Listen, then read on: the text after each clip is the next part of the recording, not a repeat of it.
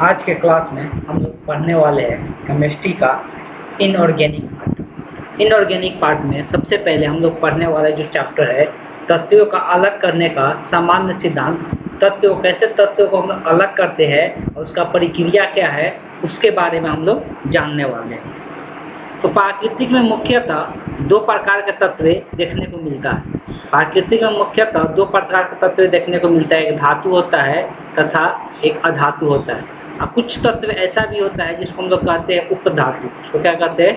उपधातु कहते हैं, जिसमें दोनों का गुण देखने को मिल जाता है, धातु का भी और अधातु का भी। तो हम लोग को जो ये धातु अधातु प्राप्त होता है ये किस प्रकार से प्राप्त होता है उसके बारे में हम लोग को जानना है। और ये जो धातु अधातु होता है ये जो हम लोग प्राप्त होता है ये इंडिविजुअल नहीं रहता है, एक एक नहीं रहता है, किसी के साथ ये जुड़ा हुआ रहता है। तो हम लोग उससे कैसे अलग करके इस तत्व का हम लोग प्राप्त करते हैं उसके बारे में समझना है। अभी तक हम लोग पीरियोडिक टेबल में अगर तत्व का बात करेंगे तो लगभग 118 तत्व खोजा जा चुका है, जिसमें कुछ प्राकृति है और कुछ क्या है कृत्रिम है जो इंसानों के द्वारा बनाया गया। तो ये जो धातु होता है, धातु हम लोग ज़्यादातर होता है जो खनिज से जो ज़मीनों से खोद कर निकाला जाता है। तो जो ज़मीनों से खोद कर निकाला जाता है तो किस प्रकार से निकाला जाता है और जब हम लोग खोद के निकालते हैं तो ये भी जरूरी नहीं है कि वो जो खोद कर निकालेंगे डायरेक्ट हम लोग को एक तत्व निकल जाएगा, वो किसी न किसी यौगिक के साथ मिला हुआ रहता है। हम लोग उससे अलग करके क्या करते हैं, एक तत्व का बोल सकते हैं एक प्रक्रिया द्वारा उस तत्व को हम लोग क्या कर पाते हैं, अलग कर पाते हैं। ठीक, आगे हम लोग चलते हैं। तो ये तो पता चल गया कि जो भी तत्व होता है मुख्यतः प्रकृति में जो तत्व होता है वो धातु और अधातु होता है, और तीसरा एक उपधातु देखने को मिलता है। तो अभी हम लोग जो डिस्कस यहाँ पे करने वाले हैं तो जो डिस्कशन करेंगे मुक्त अवस्था में। अब देखो बहुत सारे धातु जो होते हैं जो मुक्त अवस्था में रहता है, अब बहुत सारे ऐसे धातु मिलेंगे जो संयुक्त अवस्था में रहता है, किसी न किसी के साथ जुड़ा हुआ रहेगा। और कुछ धातु ऐसा होगा जो डायरेक्ट हम लोग को देखने को मिलता है, मुक्त अवस्था में देखने को मिलता है। तो मुक्त अवस्था में कौन कौन सा धातु पाए जाते हैं उसको हम लोग देख लेते हैं। तो वे तत्व जो कम क्रियाशील होते हैं, तो ऐसा तत्व जो जिसका क्रियाशीलता क्या होता है, कम होता है। अवश्य कम क्रियाशील होगा तो मुक्त अवस्था में ज़्यादा मात्रा में पाया जाएगा, इसलिए कि वो किसी के साथ अभिक्रिया नहीं करेगा। तो अगर मुक्त अवस्था का धातु का बात करेंगे तो सबसे पहले चैप्टर का नाम लिखना है। ठीक है, सबसे पहले चैप्टर का नाम लिखना है। चैप्टर का नाम लिखने के बाद लिखना है मुक्त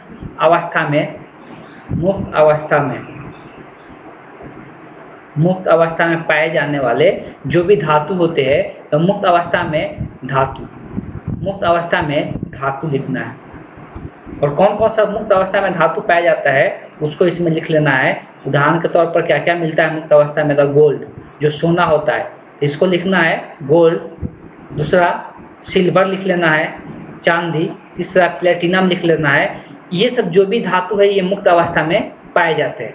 और कुछ अधातु भी होते हैं जो मुक्त अवस्था में देखने को मिलता है, जैसे तथा ये भी लिख लेना है इसी में नाइट्रोजन, अक्रिय गैस आदि अधातुएं प्राकृतिक में मुक्त अवस्था में पाई जाती है। तो इतना तक लिख लेना है। तो कुछ अधातु होता है जो मुक्त अवस्था में पाया जाता है, और कुछ धातु भी होता है जो मुक्त अवस्था में पाया जाता है, ये किसी के साथ जल्दी अभिक्रिया नहीं करता है और ये हम लोग को मुक्त अवस्था में देखने को मिल जाता है। मुक्त मतलब होता है किसी के साथ जुड़ा हुआ ये नहीं रहता है, किसी के साथ ये अभिक्रिया नहीं करता है। अगर संयुक्त अवस्था का बात करेंगे तो संयुक्त अवस्था में बहुत सारे ऐसे धातु हम लोग को देखने को मिलता है, धातु भी देखने को मिलता है। तो अगर संयुक्त अवस्था में बात करेंगे तो संयुक्त अवस्था में हेडिंग डाल के लिख लेना है। संयुक्त अवस्था में लिखना है कि सोडियम, पोटेशियम जिसको के से दिखाते हैं, कैल्शियम, जिंक, लोहा आदि अधातु है।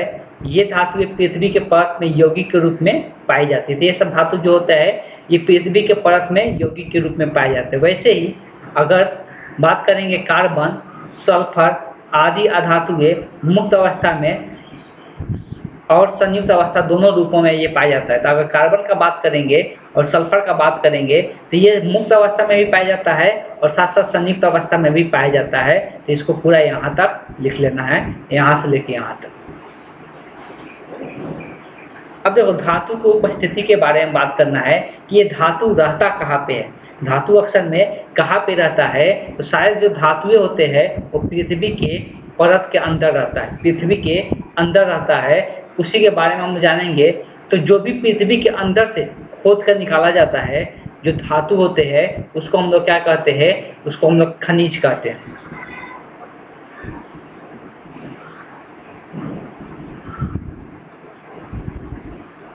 अब देखो यहाँ पे जो खनिज का एक डिफिनीशन दिया हुआ है थोड़ा सा अलग दिया हुआ है, और यहाँ पे लिखा हुआ है प्राकृतिक में अधिकांश धातुएं पृथ्वी की ऊपरी परत में, ऊपरी परत के नीचे संयुक्त अवस्था में यौगिक के रूप में पाई जाती है, ये यौगिक खनिज कहलाती है। इसलिए खनिज का एग्जाम्पल सबसे बेस्ट यही होगा कि खनिज हेडिंग डाल के धातु के पहले उपस्थिति मेन हेडिंग डाल लेना है, उसके नीचे खनिज लिखना है, खनिज हेडिंग डाल के खनिज के बारे में डिफिनीशन यहाँ से यहाँ तक लिखना है। प्राकृतिक में जो पृथ्वी के ऊपरी परत, सबसे ऊपरी वाला परत ही होता है। अगर हम लोग पृथ्वी का 3 परत में इसको डिवाइड करते हैं, पृथ्वी जो होता है उसको 3 परत में डिवाइड करते हैं, तो सबसे जो ऊपरी परत होता है तो ऊपरी परत में ही ये संयुक्त अवस्था में देखने को मिलता है। तो धातु जो संयुक्त अवस्था में देखने को मिलता है वही क्या होता है, खनिज, उसको हम लोग कहते हैं। छोटा छोटा सा टर्म होगा जो कि डिफिनीशन इस सब पूछा भी जाता है। एक होता है अधात्री, तो अगला हेडिंग लिखना है अधात्री। तो अधात्री किसको कहते हैं, तो पत्थर के छोटे छोटे टुकड़े या मिट्टी जैसे बेकार पदार्थ जो अशुद्धियों के रूप में खनिज के साथ क्या रहता है, मिश्रित रहता है, वो खनिज के साथ मिला हुआ रहता है। जब अभी तक खोद कर निकालेंगे तो पूरा क्लीन तो नहीं निकलेगा, उसमें कुछ ना कुछ अशुद्धियाँ मिला हुआ रहेगा, तो उसी अशुद्धियों को हम लोग क्या कहते हैं, अधात्री कहते हैं। उसी अशुद्धियों को क्या कहते हैं, अधात्री कहते हैं। तो इसको यहाँ से लेके यहाँ तक लिख लेना है। अगला जो हेडिंग होगा अयस्क के बारे में, जिसको ओर कहते हैं। तो अयस्क क्या होता है, तो हेडिंग डालना है अयस्क। तो अब देखो जो हम लोग खनिज होता है वही अयस्क होता है, लेकिन खनिज को अयस्क कब कहेंगे, जब जिसमें धातु की मात्रा क्या हो, अधिक हो, जिसमें धातु की मात्रा क्या हो, अधिक हो, और सहजता, आसानी से और कम खर्च से क्या किया जा सके, प्राप्त किया जा सके। जो आसानी से और कम खर्च से प्राप्त किया जा सके वैसे धातु क्या बन जाता है, वैसे धातु को हम लोग अयस्क कहते हैं। वैसे धातु को हम लोग क्या कहते हैं, अयस्क कहते हैं। जो भी खनिज है उसको हम लोग अयस्क कहेंगे कब, जब उसमें धातु का मात्रा ज़्यादा हो। जब हम लोग खोद के निकाल रहे हैं उसमें धातु का मात्रा ज़्यादा हो और आसानी से खोदने में क्या हो, आसानी से जो जमीन के अंदर से खोद कर निकल जा रहा है और जिसको खोद कर निकालने में खर्चा भी क्या हो रहा है, कम हो रहा है, उसी को हम लोग क्या कहते हैं, तो उसको हम लोग अयस्क कहते हैं। अगर एग्जाम्पल के रूप में लिखना चाहते हैं तो बॉक्साइट बहुत नामियर अयस्क है जो एल्युमिनियम का अयस्क होता है, तो एग्जाम्पल के रूप में लिख लेना है। तो एग्जाम्पल के रूप में यहाँ से बॉक्साइट लिखना है। एल्युमिनियम का गैलोना भी लिखना है, जो लेड इसमें से निकलता है।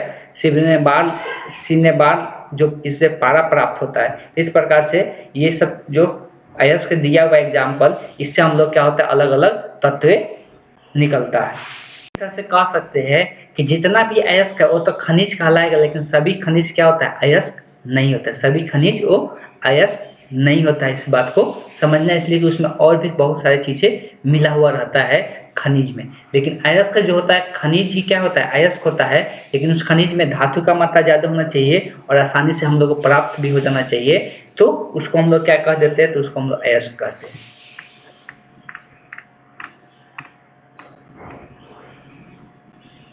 अब अयस्कों की प्रकृति के बारे में बात किया जा रहा है, तो ये सब ऑक्साइड का अयस्क है। ये सब किसका अयस्क है, देख सकते हैं ये सब ऑक्साइड का अयस्क है। और ये किसका अयस्क है, हाइड्रेटेड ऑक्साइड का अयस्क है, ठीक है। और ये सब जो है सल्फाइड का अयस्क है, ये कार्बोनेट का अयस्क है, ये सल्फेट के रूप में पाया जा रहा है, ये नाइट्रेट के रूप में पाया जाता है। ये सब अलग अलग प्राकृतिक अयस्क का नाम दिया हुआ है। मेनली क्वेश्चन यहाँ से नहीं पूछा जाता है, जो क्वेश्चन पूछा जाता है उसी को हम लिखने के लिए बोलेंगे नोट्स में, इसलिए कि नोट्स भी ज़्यादा बड़ा नहीं होना चाहिए। तो मेनली जो क्वेश्चन पूछा जाता है यहाँ से क्वेश्चन निकल के आता है। ये टेबल जरूर लिखना है और ये याद भी होना चाहिए, और ये याद भी होना चाहिए। जैसे अगर कोई पूछेगा निम्नलिखित में से मैग्नीशियम का अयस्क कौन सा है, तो अब ऐसा कि ये सब एग्जाम्पल में हो सकता है कोई एक दिया रहे, बाकी दूसरा चीज़ें दिया रहेगा। तो ये सब जितना भी यहाँ पे नाम दिया हुआ है, डोलोमाइट अगर कहेगा तो डोलोमाइट मैग्नीशियम का अयस्क है, एस्टोबेस्टॉक्स बोलेगा या मैग्नेसाइट बोलेगा, कार्नाइट बोलेगा, तो ये सब इससे क्या कौन सा धातु प्राप्त होता है, तो मैग्नीशियम धातु प्राप्त होता है। अगर कोई जिंक का अयस्क पूछेगा तो जिंक ब्लेड होता है, जिंक नाइट होता है, कैलेमाइन होता है, तो ये सब किसका अयस्क है, जिंक का अयस्क है। वैसे पारा का अयस्क एक ही है, सेनेबार है, ठीक है। टीन का भी एक ही अयस्क है, लोहा का बहुत सारे अयस्क है, ठीक है। आयरन का अगर बात करेंगे तो उसके बहुत सारे अयस्क यहाँ पर दिया हुआ है। लेड का, तो लेड का गैलेना होता है, जिसका कम होता है वो ज़्यादा इंपॉर्टेंट हो जाता है, ठीक है। तो ये सब नाम कम से कम जरूर याद रखना है। वैसे अगर सिल्वर का तो बहुत सारे होते हैं। एल्युमिनियम का भी अगर बात करेंगे तो बहुत सारे ऑक्साइड होता है, लेकिन जो ज़्यादा इंपॉर्टेंट ज़्यादा पूछने को मिलता है तो बॉक्साइट के बारे में पूछता है कि बॉक्साइट किसका अयस्क है। बॉक्साइट के बारे में पूछता है कि बॉक्साइट किसका अयस्क है, तो ये एल्युमिनियम का अयस्क होता है। इस बात को ध्यान में रखना है। और तांबा का भी पूछता है। तांबा का यहाँ पे दो वो ज़्यादा इंपॉर्टेंट होता है जो ज़्यादातर पूछा जाता है।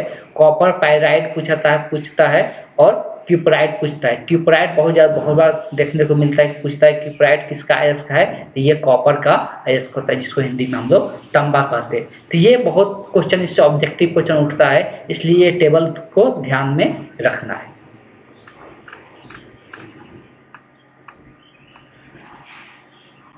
धातु कर्मीय उपचार, अब ये क्या है, इसके बारे में हम लोग समझते हैं। धातु कर्म का मतलब क्या है, धातु को उसके अयस्क से प्राप्त करने की प्रक्रिया, धातु को उसके अयस्क से प्राप्त करने की प्रक्रिया को हम लोग क्या कहते हैं, धातु कर्म कहते हैं। जब धातु को हम लोग क्या करते हैं, जब किसी अयस्क से प्राप्त करते हैं तो उसके एक बड़ा प्रक्रिया होता है और उसी प्रक्रिया को हम लोग क्या कहते हैं, तो धातु कर्म कहते हैं। धातु कर्म का मतलब धातु को उसके अयस्क से प्राप्त करने की प्रक्रिया को धातु कर्म कहते हैं।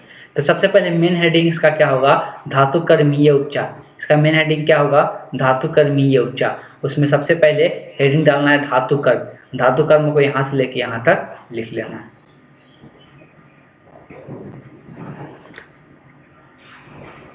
अब देखो धातु कर्म का अलग अलग विधि, अब यहाँ पर पहले से लिखा हुआ है, भौतिक और रासायनिक गुण भिन्न भिन्न होने के कारण उनके निष्कर्षण और विधियां भिन्न भिन्न देखने को मिलता है। अब देखो हर एक का धातु का गुण अलग अलग देखने को मिलता है, जिसके कारण उसको अलग करने का तरीका बहुत सारे अलग अलग देखने को मिलता है। तो सबसे पहले अयस्क का संदलन करते हैं। सबसे पहले अयस्क का संधारण का, अयस्क को चुन कर अलग किया जाता है, अयस्क का सांधन किया जाता है, या अयस्क का सांधन में हाथ से चुनकर या गुरुत्व पृथक्करण विधि द्वारा इसको अलग किया जाता है, या फेन प्लावन विधि द्वारा इसको क्या किया जाता है, अलग किया जाता है। ठीक, इसको हम लोग सबसे पहले देख लेते हैं। अयस्क का संदलन का मतलब क्या है, खानों से प्राप्त अयस्क को बड़े आकार वाले टुकड़ों को छोटे छोटे टुकड़ों में तोड़ दिया जाता है। यह प्रक्रिया दलित और पीसनहारी की सहायता से केस कराई जाती है। अब देखो सबसे पहले क्या किया जाता है, जो अयस्क निकलता है उसको खानों में क्या किया जाता है, कूट कर छोटा कर दिया जाता है, उसको तोड़ कर छोटा कर दिया जाता है। तो उसी को हम लोग क्या कहते हैं, तो अयस्क का संदलन कहते हैं। उसी को हम लोग क्या कहते हैं, तो अयस्क का संदलन कहते हैं। तो सबसे पहले एक नंबर इनमें एक नंबर में लिखना है कि अयस्क का संदलन करते हैं। अयस्क का संदलन में क्या होता है, खानों से प्राप्त अयस्क को बड़े बड़े आकार वाले टुकड़ों को छोटे छोटे टुकड़ों में तोड़ दिया जाता है। यह क्रिया और पीसनहारी की सहायता से कराई जाती है। तो इसी को हम लोग क्या कहते हैं, अयस्क का संदलन कहते हैं। तो ये लिख लेना है पूरा, ठीक है। आगे हम लोग बात करेंगे अयस्क को चूर चूर करना। उसके बाद हम लोग इसको क्या कहते हैं, पूरी तरह से पाउडर बना देते हैं। अयस्क को छोटे छोटे टुकड़ों में चक्की से पीस कर महीन चूर्ण बना दिया जाता है। पूरी तरह से इसको क्या किया जाता है, ये तो थोड़ा सा बड़ा बड़ा टुकड़ा रहता है, इसको पूरी तरह से चूर करके पाउडर का जैसा बना दिया जाता है। इसको दूसरा नंबर में क्या करते हैं, इसको पूरी तरह से पाउडर बना देते हैं। उसके बाद अयस्क का सांधन करते हैं। अयस्क का सांधन करते हैं, इसमें क्या करते हैं, धरती की परत के नीचे से प्राप्त अयस्क में कई प्रकार के अपद्रव रहते हैं, जिन्हें मिट्टी और सिलिका युक्त पदार्थ मुक्त होते हैं। यह अपद्रव गैंग या मैट्रिक्स भी कहलाता है।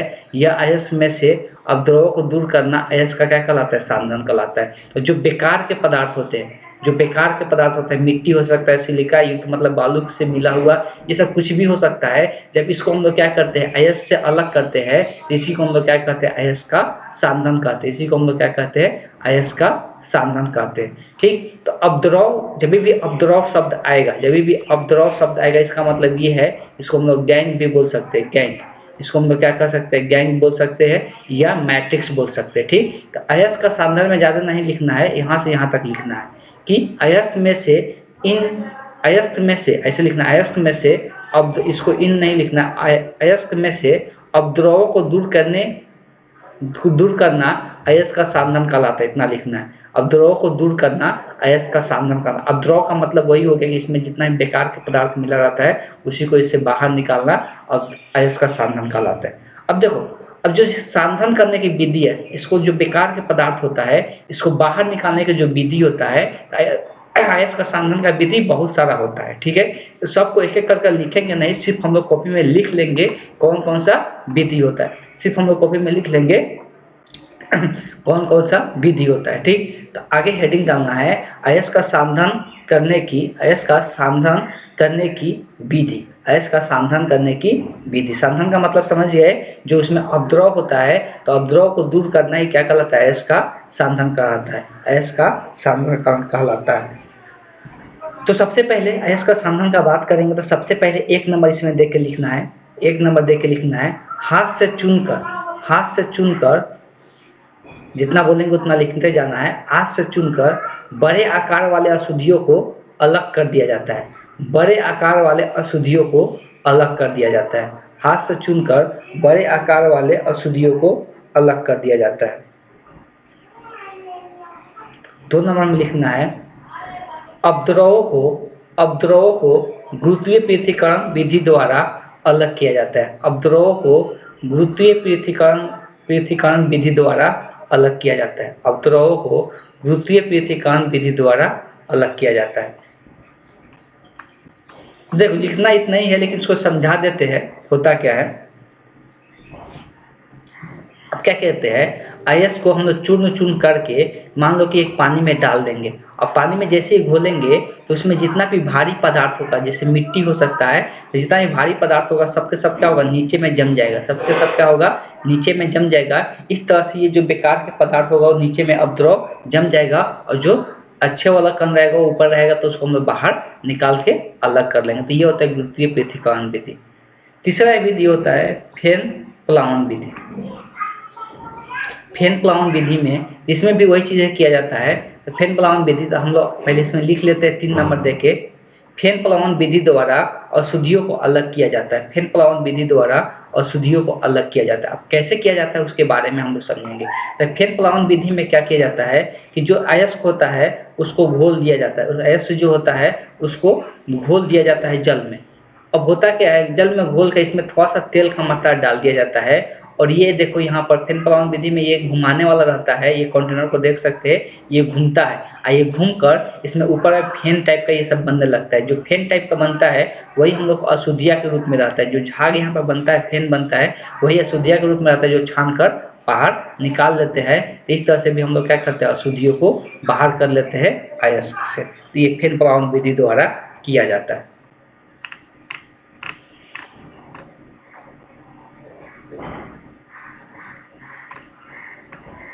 एक और विधि अपनाया जाता है, चुंबकीय सांधन विधि द्वारा अपद्रवों को अलग करते हैं। इसमें पहले लिख लेना है 4 नंबर देखे, चुंबकीय सांधन विधि द्वारा अपद्रवों को अलग करते हैं। चुंबकीय सांधन विधि द्वारा अपद्रवों को अलग करते हैं। इसमें कैसे करते हैं, तो देखो, जो इसमें भी पूरी तरह से चूर कर लेते हैं, पूरा बुकनी कर लेते हैं इसको, और यहाँ से गिराना शुरू करते हैं, और ये रोटेटर रहता है, ये रोटेट करते रहता है, रोटेट करके इधर से इधर आएगा, और बेस्ट ये कि यहाँ पे नीचे गिरेगा। अब यहाँ पे चुंबक लगा रहता है, इसके अंदर में क्या चुंबक लगाता है, तो जो लौह युक्त पदार्थ होगा वो इस तरफ गिर जाएगा, और जो अशुद्धि होगा वो थोड़ा दूर जाके गिरेगा। अभी से ऊपर से कोई सामान गिराते हैं तो हवा के कारण ये थोड़ा सा दूर जाके गिरता है, और जो लोहा वाला सामान रहेगा, जो धातु युक्त सामान रहेगा, वो क्या होगा, चुंबक अपने ओर खींचेगा, खींचने का ये इस तरफ आके गिरेगा। तो ये हम लोग का क्या होगा, अयस्क अलग हो जाएगा, और अशुद्धियाँ जो होगा वो क्या हो जाएगा, अलग हो जाएगा। तो इस तरह से हम लोग चुंबकीय सांधन विधि को अपनाते हैं।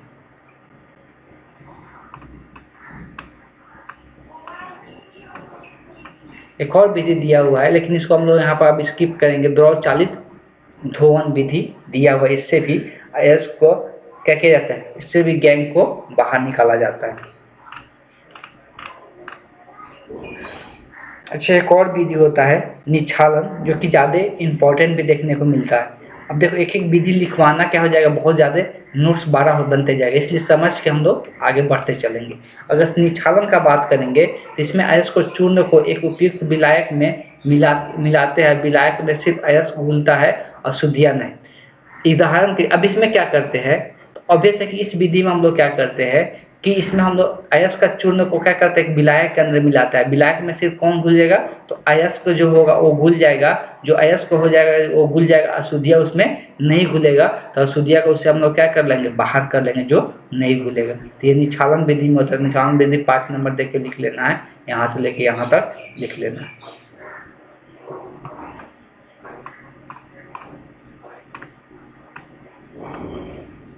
अब यहाँ पर अलग अलग धातुओं का निष्कर्षण दिया हुआ है, कैसे हम लोग धातु को प्राप्त करते हैं, कैसे हम लोग धातु को प्राप्त करते हैं। गोल्ड धातु का निष्कर्षण, सिल्वर धातु का निष्कर्षण हम लोग किस प्रकार से करते हैं, उसमें अशुद्धियों को दूर कैसे करते हैं, उसके बारे में दिया हुआ है। लेकिन हम लोग मेन जो यहाँ पर पढ़ेंगे वो धातु का निष्कर्षण पढ़ने वाले हैं। कि कोई भी धातु का निष्कर्षण कैसे किया जाता है, तो उसको स्टेप को याद रखना है। कोई भी धातु का पूछेगा वही स्टेप लिखना है, ठीक है। एग्जाम में कोई भी धातु का पूछेगा वही स्टेप लिखना है, जिससे नंबर प्राप्त हो जाएगा, ठीक। इसलिए इस बात को ध्यान में रखना है कि धातु का निष्कर्षण कभी भी पूछेगा, जैसे जैसे स्टेप लिखवाते जा रहे हैं उसी प्रकार से स्टेप उसमें एग्जाम में लिखना। हेडिंग डालना है धातु का निष्कर्षण, हेडिंग डालना है धातु का निष्कर्षण।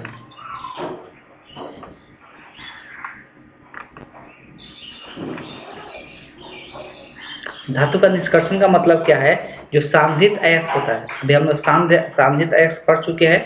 सांधित अयस्क किसको बोलते हैं, जिसमें से अवद्रव बाहर निकल गया, वो अयस्क जिससे अवद्रव जो है वो बाहर निकाल दिया गया, तो उसको हम लोग सांधित अयस्क करते हैं।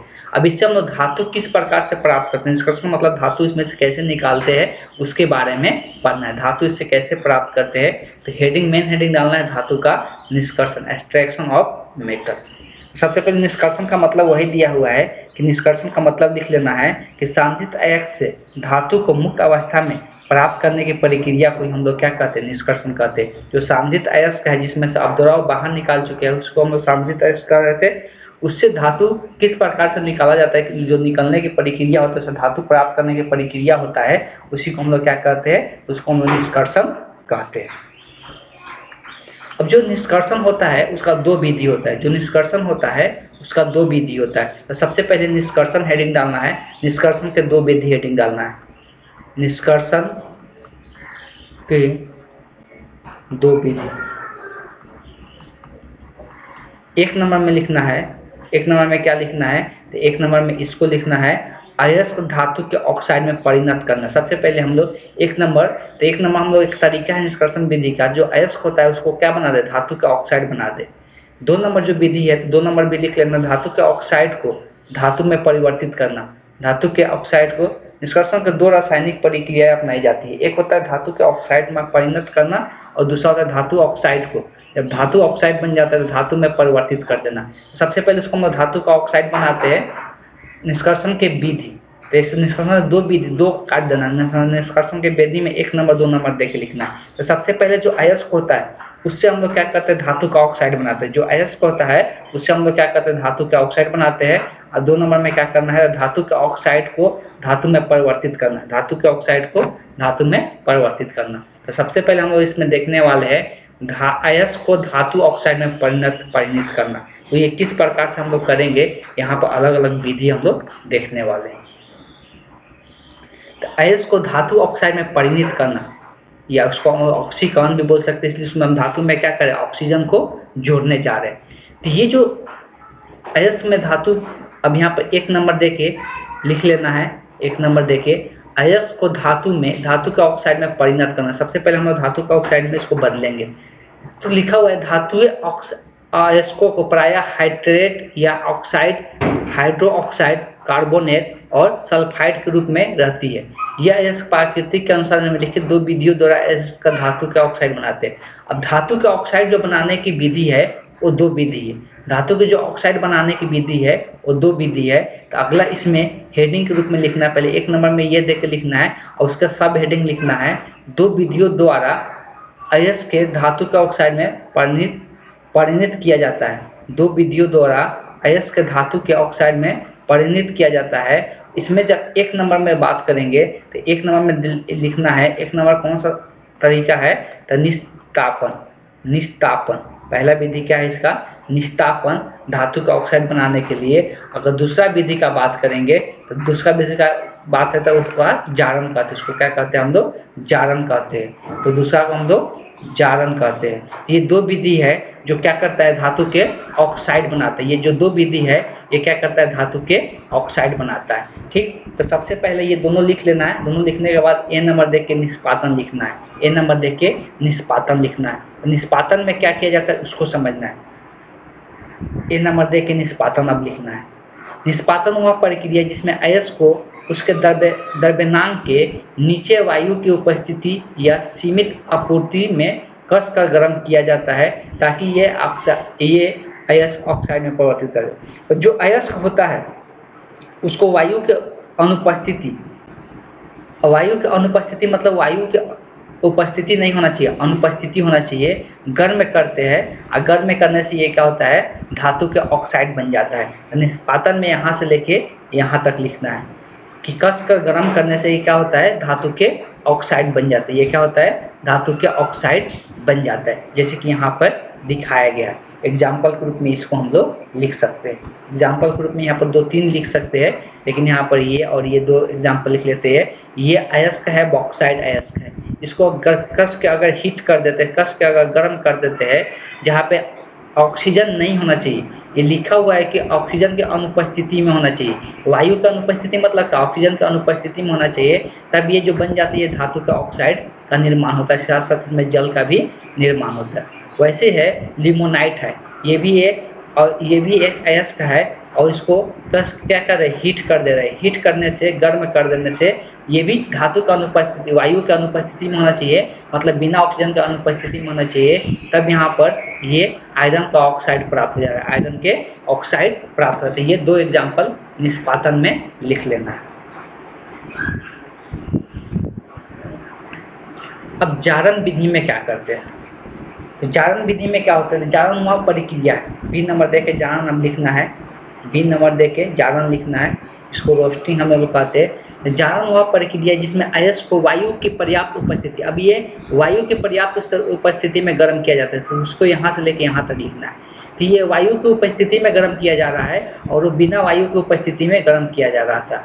तो इसमें जो यहाँ पर देख सकते हैं सल्फर है, सल्फर जो वायु की उपस्थिति में इसको गर्म किया जा रहा है तो सल्फर का ऑक्साइड बन जा रहा है। पोटेशियम का ऑक्साइड यहाँ पर प्राप्त हो रहा है। ये 2 से 3 एग्जाम्पल यहाँ से एग्जाम्पल देके लिख सकते हैं। ठीक, और इसमें जल का निर्माण नहीं हो रहा है, उसमें जल का भी निर्माण हो रहा था। ठीक, तो इसमें ऑक्साइड बनने के बाद जल का निर्माण हुआ था, इसमें कोई भी जल का निर्माण, तो ये याद रखना है। तो जारण जो प्रक्रिया है ये ऑक्सीजन की उपस्थिति में होता है, लेकिन जो निष्पादन जो प्रक्रिया है ऑक्सीजन की अनुपस्थिति में होता है। जो निष्पादन अभिक्रिया है ऑक्सीजन की अनुपस्थिति में होता है। दोनों में अंतर कभी कभी पूछ लेता है, इसलिए ध्यान में रखना है। ठीक है, इसलिए दोनों को ध्यान में रखना है अंतर में।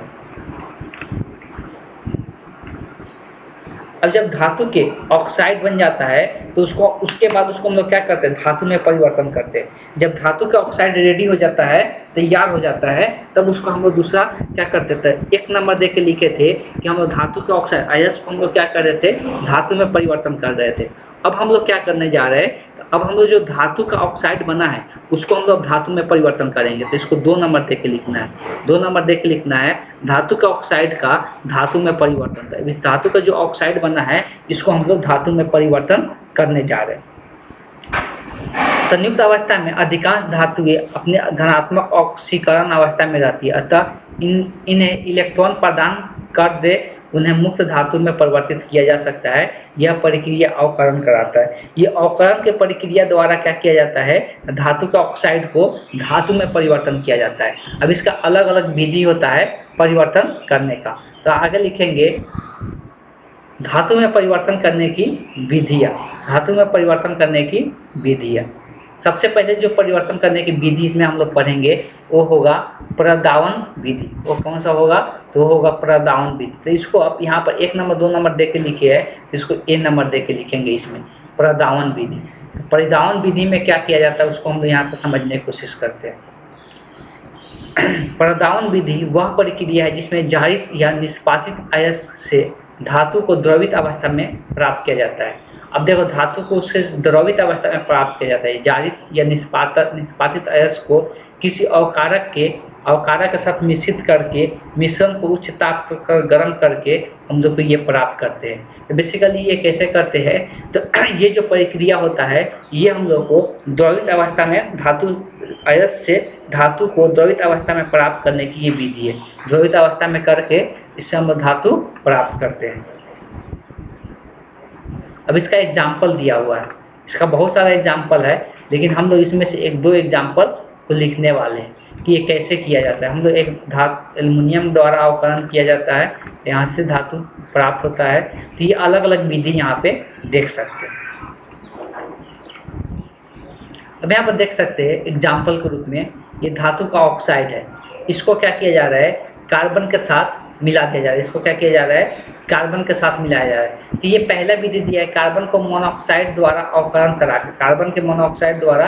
तो प्रदावन में क्या किया जा रहा है कि कार्बन के मोनोऑक्साइड द्वारा इसको मिलाकर क्या किया जाता है, धातु प्राप्त किया जाता है। इसको मिलाकर धातु प्राप्त किया जाता है कार्बन द्वारा अवकरण। तो इसमें ए नंबर दे के लिख चुके हैं, तो रोमन का 1 नंबर में लिखना है, रोमन का 1 नंबर में लिखना है कार्बन द्वारा अवकरण। कार्बन द्वारा अवकरण करा के हम लोग क्या करेंगे, धातु प्राप्त करेंगे धातु के ऑक्साइड से। तो इसको हम लोग प्रदावन विधि कहते हैं। अब देखो यहाँ पे इसके एग्जाम्पल बहुत सारा है, तो 2-3 एग्जाम्पल यहाँ से लिख लेना है। ये सबको देख सकते हैं, जो धातु का ऑक्साइड है उसको कार्बन के चूर्ण के साथ अभिक्रिया कराकर धातु यहाँ पर प्राप्त कर लिए, साथ साथ कार्बन मोनोऑक्साइड का भी निर्माण हो जाता है। SnO2 है, तो ये धातु के ऑक्साइड है, इसको भी कार्बन के साथ अभिक्रिया करके यहाँ धातु प्राप्त कर दिया जाता है। यहाँ से 3 यहाँ पर एग्जाम्पल में लिख सकते हैं। इसको लिखकर रोमन का 1 नंबर कार्बन द्वारा अवकरण करा के, कार्बन द्वारा अवकरण करा के।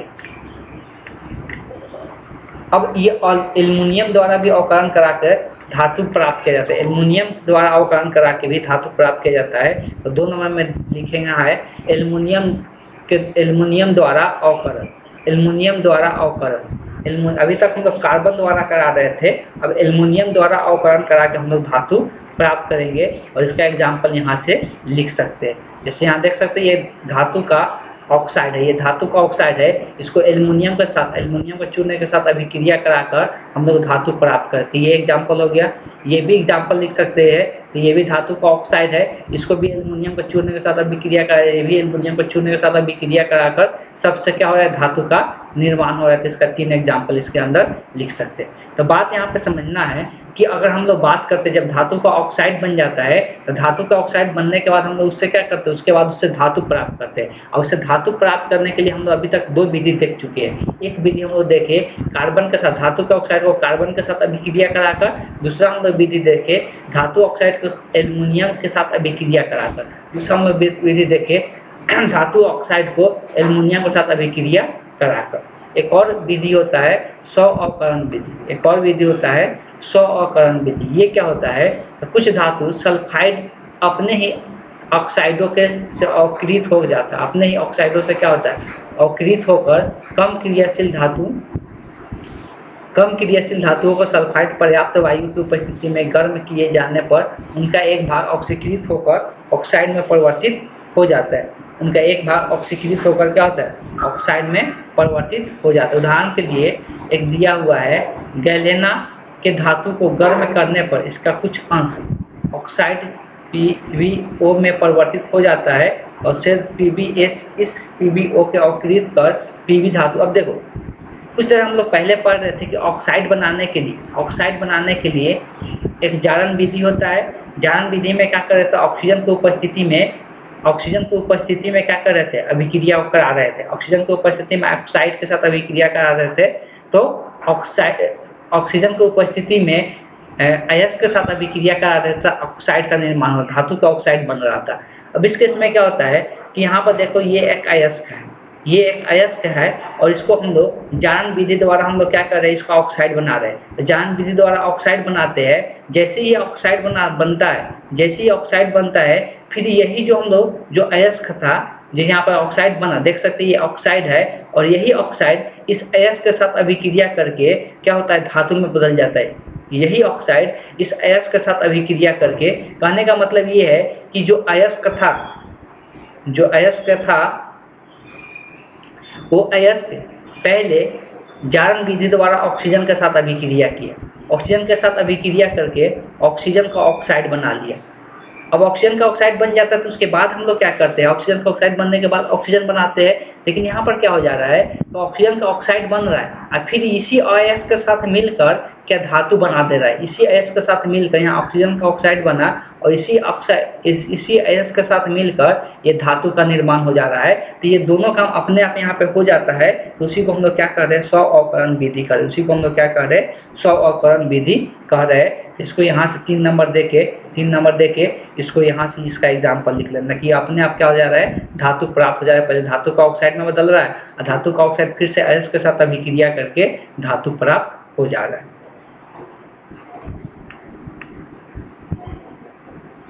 ये जो विधि था ये किसके अंदर था, ये जो हमने विधि पढ़े थे धातु प्राप्त करने का, ये प्रदावन था। ये क्या था, प्रदावन था।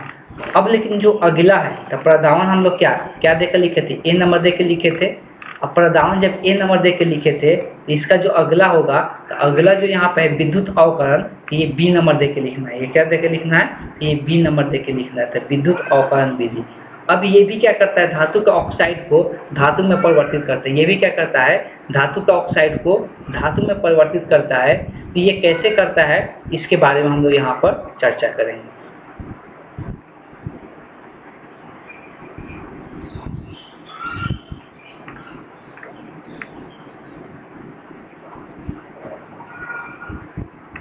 बहुत लंबा सा दे दिया।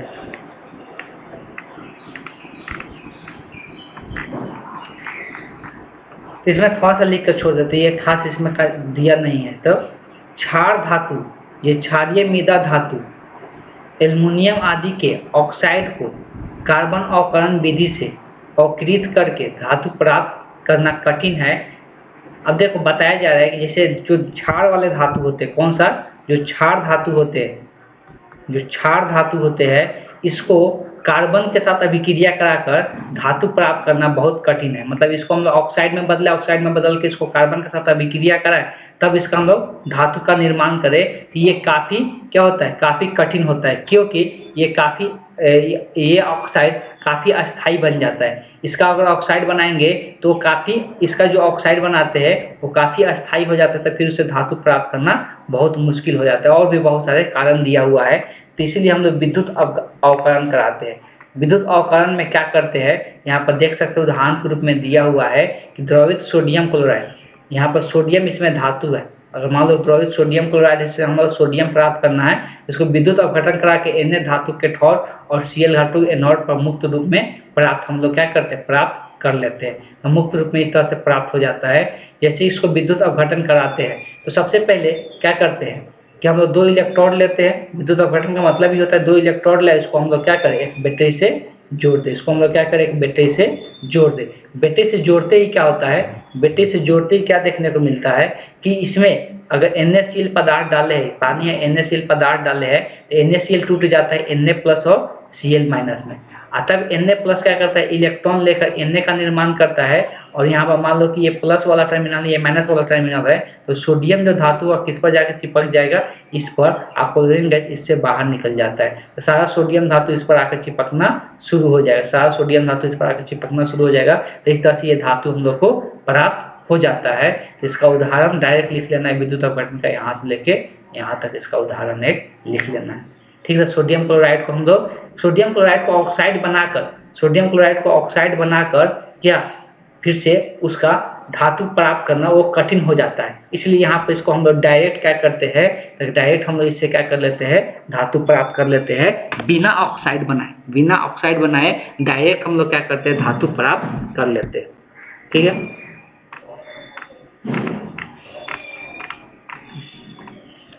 लास्ट हम लोग को अब जब धातु प्राप्त हो जाता है, तो धातु प्राप्त करने के बाद क्या करते हैं, धातु का शोधन करते हैं, धातु को शुद्ध करते हैं। अब शुद्ध करने का भी अलग अलग विधि होता है। धातु का क्या करते हैं, शोधन करते हैं, धातु को शुद्ध करते हैं। अगर धातु का शुद्ध करने का अगर बात करेंगे तो उसका भी अलग अलग विधि होता है, तो उसका ऐसा करते हैं, इस विधि को हम लोग नेक्स्ट क्लास में चर्चा करते हैं कि धातु को शुद्ध किस प्रकार से किया जाता है। इसका भी 3-4 विधि हम लोग को पढ़ना है। यहाँ पर देख सकते हैं अलग अलग विधि दिया हुआ है धातु को शुद्ध करने का। 5 विधि हो गया, धातु को शुद्ध करने का यहाँ पर 5 विधि इस चैप्टर में दिया हुआ है। तो उसके बाद हम लोग धातु को शुद्ध करते हैं। प्रोसेस याद रखना है कि धातु हम लोग किस प्रकार से प्राप्त करते हैं, प्रोसेस याद रखना है। इसलिए एग्जाम में बहुत बार ऐसा देखने को मिलता है, 5 नंबर क्वेश्चन में कोई भी धातु दे देगा और उसका बोलेगा कि ये इससे धातु किस प्रकार से प्राप्त करते हैं। तो सबसे पहले प्रोसेस क्या होगा, उसके बाद क्या होगा, उसके बाद क्या होगा। तो सबसे पहले अयस्क का हम लोग क्या करते हैं, सांधन करते हैं। अयस्क का सांधन करने के बाद क्या करते हैं, अयस्क का सांधन करने के बाद उसका अयस्क का ऑक्साइड में बदलते हैं। अयस्क को क्या करते हैं, ऑक्साइड में बदलते हैं। और अयस्क को ऑक्साइड में बदलने का अलग अलग विधि होता है। अलग अलग विधि में जारन निष्पादन विधि हम लोग देखे थे। उस प्रकार से ऑक्साइड में बदल जाता है तो उसको हम लोग क्या करते हैं, उससे धातु फिर प्राप्त करते हैं। धातु भी प्राप्त करने का अलग अलग विधि होता है। उसके बाद जब धातु प्राप्त हो जाता है, धातु का हम लोग क्या करते हैं, शोधन करते हैं। और धातु का जो शोधन करते हैं, तो शोधन करने का भी अलग अलग विधि हम लोग पढ़ेंगे उसको नेक्स्ट क्लास में, कि धातु का शोधन मतलब उसका शुद्धिकरण किस प्रकार से किया जाता है। ठीक है, तो आज के लिए हम इस क्लास को इतना ही पर रहने देते हैं। इसमें ट्राई करने के साथ साथ बुक भी पढ़ते रहना है, जिससे ज़्यादा से ज़्यादा बेनिफिट हो और नाम वगैरह ज़्यादा से ज़्यादा याद होना चाहिए। ठीक, जैसे शुरुआत में ही बोले कि वो सब ऑब्जेक्टिव क्वेश्चन पूछा जाता है जो टेबल बनाने के लिए बोले थे। ठीक है, तो बाकी हम लोग नेक्स्ट क्लास में धातु का शोधन पढ़ेंगे।